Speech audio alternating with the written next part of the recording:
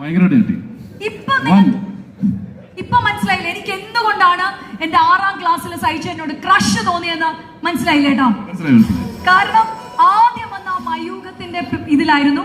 Sir Puneet sir, I was telling I had a crush on Sai Cheda when I was on my 6th standard and he is looking still the same. I am getting older and older eta.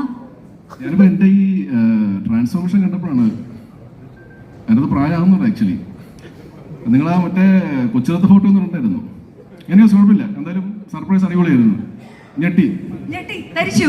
പക്ഷെ ഇത്രയൊക്കെ പറയുമ്പോഴും സൈജു കുറുപ്പ് സാക്ഷികളിൽ വരുമ്പോ നമുക്കറിയാം സൈചേട്ടൻ എന്ന് പറയുമ്പോൾ ഒരു family മാൻ ആണ്.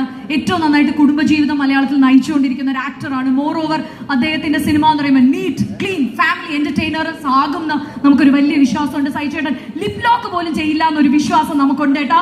അത് തെറ്റിക്കോ ഇല്ലയോ അതാണ് എനിക്ക് അറിയേണ്ടത്. ഇനി ആവശ്യം വന്ന് ചിലപ്പോൾ തെറ്റിക്കും. പക്ഷെ അങ്ങനെ ഒരു തീരുമാനം, അതായത് ഇനിയിപ്പോ ലിപ് ലോക്ക് ചെയ്തേക്കാന്നും പറഞ്ഞൊരു സിനിമ ഞാൻ ചെയ്യില്ല.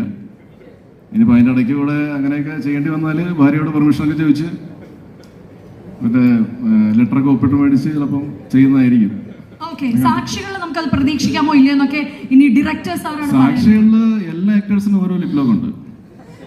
അങ്ങനെയാണ് പലരും സിനിമ കമ്മിറ്റ് ചെയ്തത്. അപ്പോൾ അത് അർജുൻ ബാക്കി പറയും.